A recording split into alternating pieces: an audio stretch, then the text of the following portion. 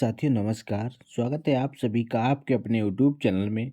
आज की इस वीडियो में लेकर आए हैं जनरल नॉलेज के टॉप 30 क्वेश्चन जो आपकी आगामी सभी परीक्षाओं के लिए हेल्पफुल होने वाले हैं। तो चलिए दोस्तों लेते हैं आज का पहला प्रश्न। पहला प्रश्न है, महाराष्ट्र के वारकरी संप्रदाय की स्थापना किसने की थी? बताइए दोस्तों, महाराष्ट्र के वारकरी संप्रदाय की स्थापना किसने की थी? तो इस क्वेश्चन का सही जवाब है ध्यानेश्वर, यानी कि सी ऑप्शन राइट हो जाएगा। वारकरी संप्रदाय की स्थापना ध्यानेश्वर ने की थी।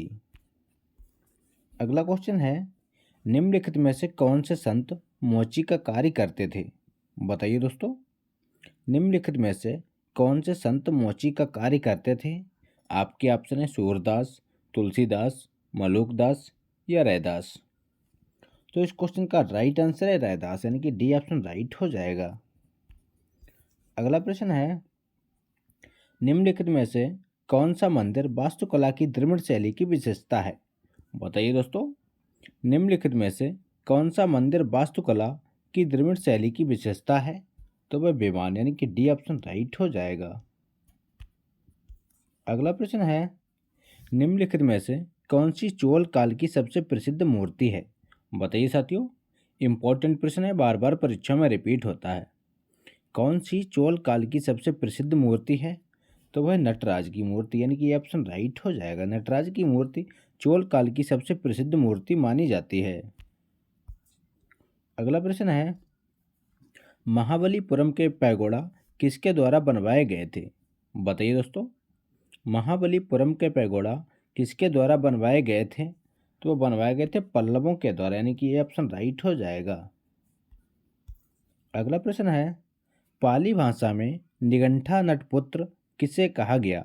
बताइए दोस्तों, पाली भाषा में निगंठा नटपुत्र किसे कहा गया है? तो वो कहते हैं महावीर को, यानी कि ये ऑप्शन राइट हो जाएगा। अगला प्रश्न है, निम्नलिखित में से कौन सा तमिल व्याकरणिक ग्रंथ है? बताइए दोस्तों, निम्नलिखित में से कौन सा तमिल व्याकरणिक ग्रंथ है? तो वह तोलकाप्यम, यानी कि सी ऑप्शन राइट हो जाएगा। अगला प्रश्न है, कौन सा वेद आधा गद्य और आधा काव्य में है? बताइए साथियों, कौन सा वेद आधा गद्य और आधा पद्य में है? तो वो है यजुर्वेद, यानी कि डी ऑप्शन राइट हो जाएगा। यजुर्वेद गद्य और पद्य दोनों में लिखा गया है।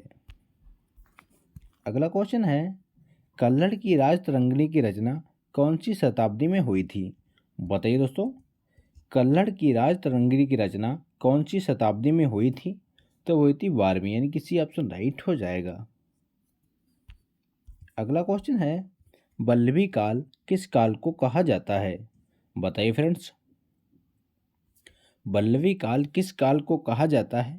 तो वो कहते हैं गुप्त काल को, यानी कि बी ऑप्शन राइट हो जाएगा। गुप्त काल को वल्लभी काल के नाम से भी जाना जाता है। अगला प्रश्न है, वैदिक काल में किस यज्ञ में यज्ञ सामग्री में सुरा का प्रयोग किया जाता था? बताइए दोस्तों, वैदिक काल में किस यज्ञ में यज्ञ सामग्री में सुरा का प्रयोग किया जाता था? तो वो कहते थे सौत्रामणि में, यानी कि डी ऑप्शन राइट हो जाएगा। अगला प्रश्न है, ऋग्वेद के अनुसार दशराज युद्ध किस नदी पर हुआ था? बताइए साथियों, वेरी वेरी इंपॉर्टेंट प्रश्न है। ऋग्वेद के अनुसार दशराज युद्ध किस नदी पर हुआ था? तो हुआ था परुष्णी नदी पर, यानी कि सी ऑप्शन राइट हो जाएगा। परुष्णी नदी पर दशराज का युद्ध हुआ था। अगला क्वेश्चन है, जहांगीर ने फारस के राजा शाह अब्बास प्रथम की पेंटिंग के लिए किसे फारस भेजा था? बताइए साथियों, जहांगीर ने फारस के राजा शाह अब्बास प्रथम की पेंटिंग के लिए किसे फारस भेजा था? तो वह भेजा था बिशन दास को, यानी कि बी ऑप्शन राइट हो जाएगा। अगला प्रश्न है, वेदों का प्रमुख टीकाकार सैन्य किस साम्राज्य से जुड़ा हुआ था? बताइए दोस्तों, वेदों का प्रमुख टीकाकार सैन्य किस साम्राज्य से जुड़ा हुआ था? तो वो था विजयनगर साम्राज्य, यानी कि बी ऑप्शन राइट हो जाएगा। विजयनगर साम्राज्य से जुड़ा हुआ था वेदों का प्रमुख टीकाकार सैन। अगला क्वेश्चन है, निम्नलिखित में से कौन सा मंदिर चोल साम्राज्य से संबंधित है? बताइए साथियों, निम्नलिखित में से कौन सा मंदिर चोल साम्राज्य से संबंधित है? तो वह कैलाशनाथ मंदिर, यानी कि डी ऑप्शन राइट हो जाएगा। कैलाशनाथ मंदिर चोल साम्राज्य से संबंधित है। अगला क्वेश्चन है, निम्नलिखित में महायान बौद्ध पंथ के अनुसार कौन से भविष्य के बुद्ध हैं? बताइए दोस्तों। निम्नलिखित में महायान बौद्ध पंथ के अनुसार कौन से भविष्य के बुद्ध हैं? तो वो हैं मैत्रेय, यानी कि डी ऑप्शन राइट हो जाएगा। अगला प्रश्न है, संथारा प्रथा किस धर्म से संबंधित है? बताइए दोस्तों। संथारा प्रथा किस धर्म से संबंधित है? आपके ऑप्शन है बौद्ध, हिंदू, सिख या जैन।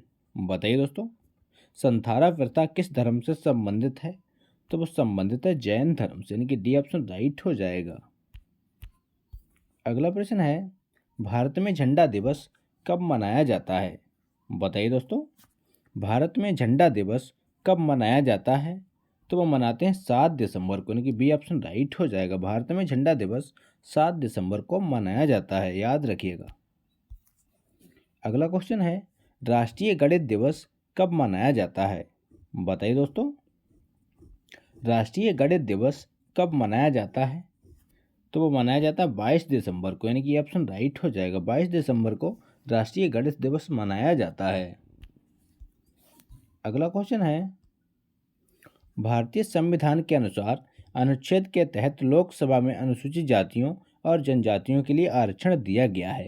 बताइए दोस्तों, भारतीय संविधान के अनुसार किस अनुच्छेद के तहत अनुसूचित जातियों और जनजातियों के लिए लोकसभा में आरक्षण दिया गया है? तो वो है अनुच्छेद 330, यानी कि ऑप्शन राइट हो जाएगा। अनुच्छेद 323 के तहत लोकसभा में अनुसूचित जातियों और जनजातियों के लिए आरक्षण की व्यवस्था की गई है। अगला प्रश्न है, केंद्र शासित प्रदेश लक्षद्वीप के न्यायिक क्षेत्र का कार्य कौन सा न्यायालय करता है? बताइए दोस्तों, केंद्र शासित प्रदेश लक्षद्वीप के न्यायिक क्षेत्र का कार्य कौन सा न्यायालय करता है? तो वो करता है केरल हाई कोर्ट, यानी कि ऑप्शन राइट हो जाएगा। केरल हाई कोर्ट के द्वारा लक्षद्वीप के न्यायिक क्षेत्र का निपटान किया जाता है। अगला प्रश्न है, सुप्रीम कोर्ट के जजों की संख्या को कौन बदल सकता है? बताइए दोस्तों, बहुत ही इंपॉर्टेंट प्रश्न है। सुप्रीम कोर्ट के जजों की संख्या को कौन बदल सकता है? तो भाई कानून के द्वारा संसद, यानी कि ए ऑप्शन राइट हो जाएगा। संसद के द्वारा सुप्रीम कोर्ट के जजों की संख्या को बदला जा सकता है। वर्तमान में सुप्रीम कोर्ट के जजों की संख्या कितनी है? इसका आंसर कमेंट बॉक्स में दीजिए। अगला प्रश्न है, दिल्ली को एनसीटी राष्ट्रीय राजधानी प्रदेश संविधान के किस संशोधन में बनाया गया? बताइए दोस्तों। तो इस क्वेश्चन का सही जवाब है 69वां संविधान संशोधन, यानी कि बी ऑप्शन राइट हो जाएगा। 69वां संविधान संशोधन के द्वारा दिल्ली को राष्ट्रीय राजधानी प्रदेश घोषित किया गया। अगला प्रश्न है, भारत में 3 स्तरीय प्रणाली कितनी जनसंख्या से ऊपर वाले राज्यों में है? बताइए दोस्तों, भारत में त्रिस्तरीय पंचायती प्रणाली कितनी जनसंख्या से ऊपर वाले राज्यों में है? तो वह 20 लाख, यानी कि 20 लाख से ऊपर जनसंख्या वाले राज्यों में त्रिस्तरीय पंचायत प्रणाली लागू है। अगला प्रश्न है, निम्नलिखित में कौन राज्यपाल को उसके कार्यकाल से हटा सकता है? बताइए दोस्तों, निम्नलिखित में से कौन राज्यपाल को उसके कार्यपद से हटा सकता है? तो वह राष्ट्रपति, यानी कि सी ऑप्शन राइट हो जाएगा। अगला प्रश्न है, भारत के संविधान के निम्नलिखित अनुसूची में से कौन सा नया राज्य बनाने के लिए संशोधित किया जाना है? बताइए दोस्तों, भारत के संविधान के निम्नलिखित अनुसूची में से कौन सा नया राज्य बनाने के लिए संशोधित किया जाता है? तो वह पहली अनुसूची, यानी कि ऑप्शन राइट हो जाएगा। अगला क्वेश्चन है, उपराष्ट्रपति जो हटाने का प्रस्ताव किसमें पेश किया जा सकता है? बताइए दोस्तों, उपराष्ट्रपति को हटाने का प्रस्ताव किसमें पेश किया जा सकता है? तो वह केवल राज्यसभा में, यानी कि ऑप्शन राइट हो जाएगा। केवल राज्यसभा में उपराष्ट्रपति को हटाने का प्रस्ताव पेश किया जाता है। अगला क्वेश्चन है, सीमा प्रबंधन विभाग किस मंत्रालय के अंतर्गत आता है? बताइए दोस्तों, सीमा प्रबंधन विभाग किस मंत्रालय के अंतर्गत आता है? तो वह गृह मंत्रालय के अंतर्गत, यानी कि ऑप्शन राइट हो जाएगा। वर्तमान में देश का गृह मंत्री कौन है? इसका आंसर कमेंट बॉक्स में दीजिए। अगला प्रश्न है, क्षेत्रफल के हिसाब से भारत की सबसे बड़ी लोकसभा कौन सी है? बताइए दोस्तों, क्षेत्रफल के हिसाब से भारत की सबसे बड़ी लोकसभा सीट कौन सी है? तो सिंपल सा क्वेश्चन है, वो है लद्दाख, यानी कि ऑप्शन राइट हो जाएगा। लद्दाख लद्दाख की लोकसभा सीट क्षेत्रफल के हिसाब से भारत की सबसे बड़ी लोकसभा सीट मानी जाती है।